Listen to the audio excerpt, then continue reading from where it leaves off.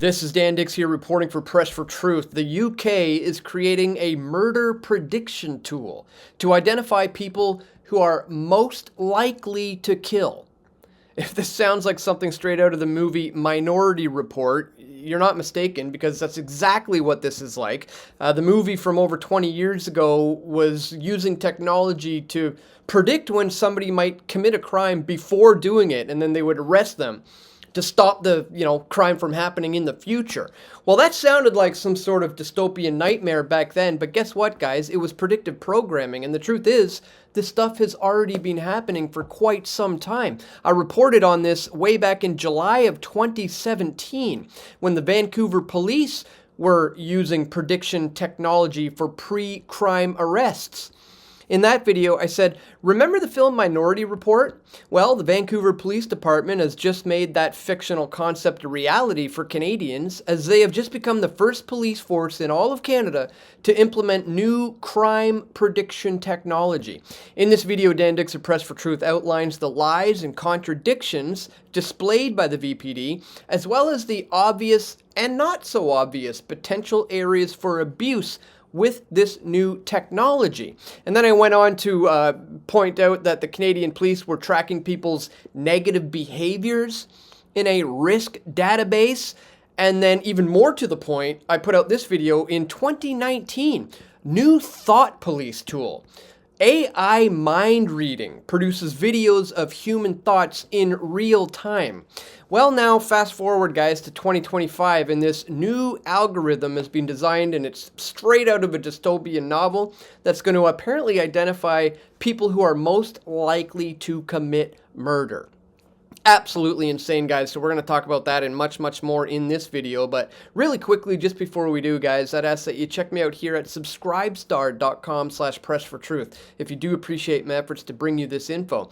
Here you can sign up for $5 a month, $10 a month, $20 a month. Guys, whatever is within your means is very, very greatly appreciated. I simply can't continue to do this work without the support that comes directly from you, the viewers, through means like Subscribestar. So if that's something you appreciate, please check that top link in the description below to where you can find me at subscribestar.com/pressfortruth.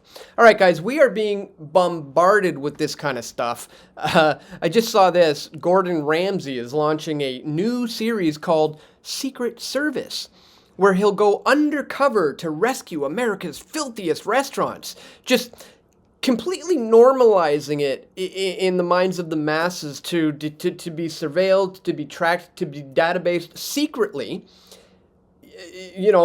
without your knowledge, like as if that's something that's normal. Well, the movie Minority Report, as I said, came out over 2 decades ago, and it pretty much was predictive programming telling you exactly what was going to come in the near future. And as I said, I pointed out in this video, and maybe I'll show you that at the end of this one, the fact that this has been going on since as far back as 2017 in Vancouver, Canada. But check this out. This is just out from The Guardian. The UK government is developing a murder prediction program, which it hopes can use personal data of those known to the authorities to identify the people who are most likely to become killers. Researchers are alleged to be using algorithms to analyze the information of thousands of people, including victims of crime, as they try to identify those who are at a greater risk of committing serious violent offenses. The scheme was originally called the Homicide Prediction Project, but its name had been changed to Sharing Data to Improve Risk Assessment. The Ministry of Justice hopes that the project will help boost public safety, but campaigners have called it chilling and dystopian. Yeah, you don't say. When you're using AI technology to predict somebody's actions before they take them is chilling and dystopian, to say the least. The existence of the project was first discovered by the pressure group Statewatch, and some of its workings uncovered through the documents that were obtained through a Freedom of Information Act request. They say that the data from people who are not convicted of any criminal offense will be used as part of this project, including personal information about self-harm and details relating to domestic abuse. Officials strongly deny this, insisting only data about people with at least one criminal conviction has been used. And I found the same situation with these Vancouver police officers who were contradicting themselves, saying that the technology was not being used to go after individual people, but rather it was just being used to monitor certain locations where crimes may happen. But then they go on to contradict themselves and admit that no, in fact, it is being used to monitor actual individual people. The government says that the project is at this stage for its research only, but campaigners claim that the data used would build a bias into the predictions against minority, ethnics, and poor people. Well, what happens, guys, when they start using the technology for anybody who wants to, say, go against the status quo of any kind of narrative that the government is trying to push, like what we do here at Press for Truth? I think this is where this is leading, obviously, in the near future, where it's just not, criminals who are going to be on the chopping block and under the radar.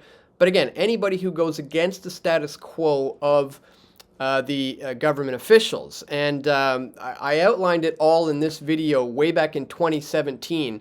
So maybe I'll play that for you now. It's only like a 5-minute long video. This is when the Vancouver police first started using this type of prediction technology for literally like pre-crime arrests. Absolutely comparable to the film Minority Report.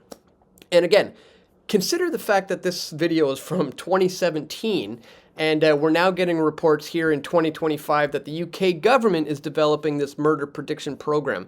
Guys, they've already had this kind of stuff for a long, long time. And it's just becoming more and more, normalized in society right now. So I just want to leave that with you if you haven't seen it. And once again, I want to remind you guys, if you do appreciate my efforts to bring you this info, don't forget to check me out here, subscribestar.com/pressfortruth. Once again, $5, $10, $20, whatever is within your means, guys, is very greatly appreciated. Again, I can't continue to do this work without the support that comes directly from you, the viewers. So I'm going to leave you with this one, guys. This is my video from back in 2017. Talking about how the Vancouver police were using predictive technology for pre-crime arrests. Check it out. The Vancouver Police Department is the first police agency in Canada to implement predictive policing technology. The new predictive system helps us to be a step ahead of potential offenders. Instead of just informing officers where crime happened 2 hours ago, we'll now be able to let them know where crime is predicted to happen 2 hours from now.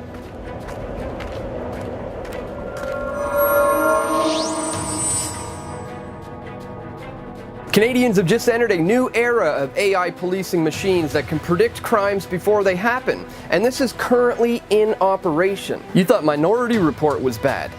Just wait till you see what the Vancouver Police Department has in store for Canadians.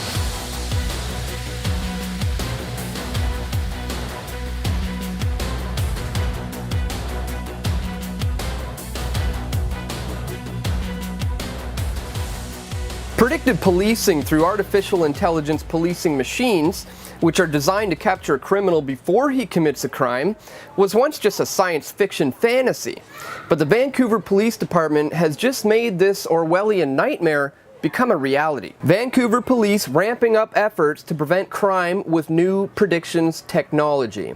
The Vancouver Police Department is going to be the first police force in Canada to use this new computerized crime prediction model, which will forecast which property crimes will happen, and it will dispatch officers to those areas in order to deter thieves. The crime prediction model that they've developed here gives the police 2-hour intervals on locations for residential and business areas where break-and-enters are anticipated to happen. But what happens when they go to these areas? Do they just scoop up whoever they think might be there to possibly commit a crime? Yep, that's exactly how it works. When you talk about being able to predict 2 hours ahead, Right. So what do officers actually do? Are you apprehending people, or are you then in the area and that's deterring people from thieves, criminals from breaking in? There's a bit of both. So sometimes we'll have situations where officers are patrolling the area. We will see somebody that's in that area that's a known property crime suspect or chronic offender. We've arrested people on bail conditions, breaching their conditions for possessing tools, being in that area, that kind of thing. So they've arrested people for crimes that they have not committed. They entered into an area where the computer model predicted that crimes were going to happen, and then they preemptively detained someone because they were in possession of B&E tools, which could be anything from a crowbar to Allen keys to a pair of gloves. The bottom line is, these items are not illegal to be in possession of. But as it is now, the Vancouver Police Department can arrest you for simply being in the wrong place at the wrong time, all thanks to this predictive technology. When asked about the obvious Minority Report connections, the VPD lied and contradicted themselves, while at the same time trying to make the claim that there's nothing dark going on here. Is that Tom Cruise movie from 2002, I think it was, Minority Report, that was completely different because that was targeting people. If you recall in that movie, they were actually saying that you are suspected of committing a murder in 6 hours from now, so we're going to go out and get you to prevent you from committing the crime. So we're not targeting people, we're targeting locations, so there's nothing dark here. So we brushed off these concerns by saying that they have not and will not be targeting people, only locations. Then how the hell do you explain this? We haven't seen the same sort of successes when we tried to look at it for violent crime. Crimes against persons are not quite as predictable, whereas property crimes tend to show the same patterns over and over again, and you do see a rhythm that people like to conduct their property crime in a certain way. Did you guys catch that? Let's hear it one more time. We haven't seen the same sort of successes when we tried to look at it for violent crime. Crimes against persons are not quite as predictable.